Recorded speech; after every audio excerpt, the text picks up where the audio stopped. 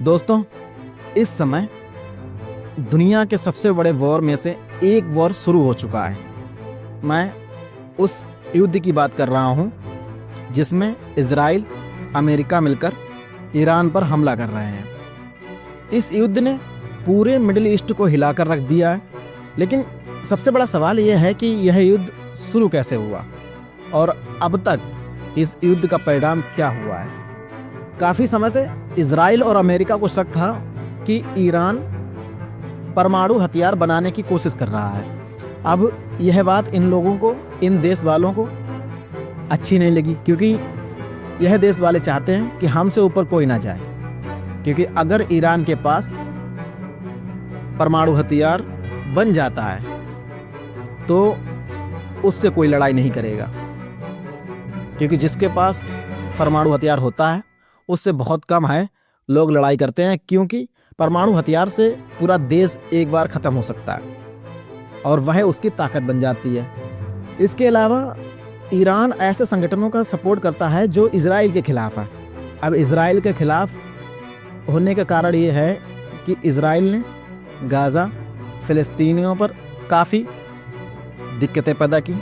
जो हालात आप लोगों को तो पता ही हैं कि गाज़ा में और फ़िलिस्तीन में कितनी दिक्कतें हुई हैं। अब इजराइल और अमेरिका को यह बात अच्छी नहीं लगी। इसी वजह से 28 फरवरी 2026 को अमेरिका और इजराइल ने मिलकर ईरान पर एक बहुत बड़ा हमला किया। इस हमले में फाइटर जेट, मिसाइल और ड्रोन का इस्तेमाल किया गया और कई सैन्य ठिकानों को निशाना बनाया गया। अमेरिका और इजराइल ने मिलकर ईरान के सैन्य ठिकानों को निशाना बनाया और ईरान ने इजराइल और अमेरिका के कई सैन्य ठिकानों को निशाना बनाया। इस पूरे हमले में ईरान को सबसे ज़्यादा नुकसान हुआ, क्योंकि सबको मालूम है कि इजराइल और अमेरिका काफ़ी पावरफुल हैं। इस हमले में ईरान के कई बड़े अधिकारी मारे गए। बल्कि शौक की बात तो तब हुई जब ईरान के सुप्रीम लीडर अली खामनेई की मौत की जब न्यूज़ आई। जब अली खामनेई की मौत के बाद सभी को ऐसा लगा कि अब ईरान इजराइल और अमेरिका को सरेंडर कर देगा।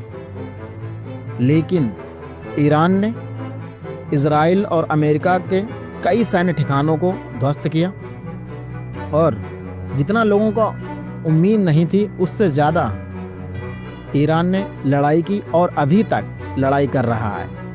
वो अलग बात है कि नतीजा चाहे कुछ भी हो, लेकिन अभी जिस तरह से ईरान इजराइल और अमेरिका के खिलाफ खड़ा है, ये बहुत बड़ी बात है, क्योंकि इजराइल और अमेरिका ये बहुत बड़ी ताकत वाले देश हैं। इनसे लड़ना बहुत मुश्किल होता है। अगर अभी की बात करूं, रिसेंट की 10 मार्च हो चुकी है, अभी भी जंग चालू है। ईरान अपने तरफ से ड्रोन और मिसाइलें दाग रहा है इजराइल और अमेरिका पर, और इजराइल ईरान पर काफ़ी मिसाइलें दाग चुका है। और क्योंकि उसके सपोर्ट में अमेरिका है तो जायज़ सी बात है कि इजराइल काफ़ी ताकतवर बन गया है। लेकिन ईरान के सपोर्ट में रिपोर्टों के मुताबिक बताते हैं कि रूस भी उसके सपोर्ट में खड़ा है, चाइना भी उसके सपोर्ट में खड़ा है। क्या ये जंग का असली रूप क्या होगा? अगर मैं बात करूं तो इस लड़ाई से दुनिया पर क्या असर पड़ेगा, क्योंकि ये वॉर कोई छोटी मोटी वॉर नहीं है, क्योंकि इसमें कुवैत, सऊदी अरब, दुबई, काफ़ी बड़ी कंट्रीज़ शामिल हो चुकी हैं और ये युद्ध काफ़ी बड़ा हो सकता है।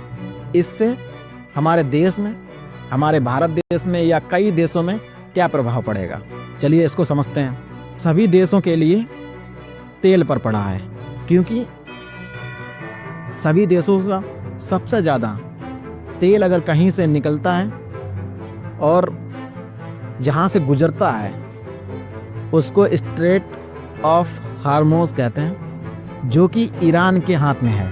और इस वक्त ईरान ने उस स्ट्रेट ऑफ हार्मोज को बंद कर दिया।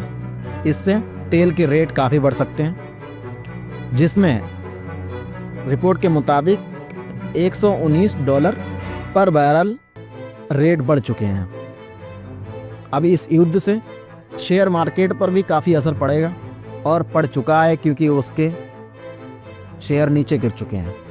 आपको क्या लगता है, क्या यह वॉर ईरान जीतेगा, इजराइल जीतेगा या अमेरिका जीतेगा? क्योंकि मुझे ऐसा लगता है कि परिणाम चाहे कुछ भी हो, जिस हौसले के साथ ईरान के सुप्रीम लीडर खड़े रहे, वो झुके नहीं। मेन चीज़ आत्मसम्मान की होती है। वो झुके नहीं, उन्होंने इतने बड़े देशों का सामना किया।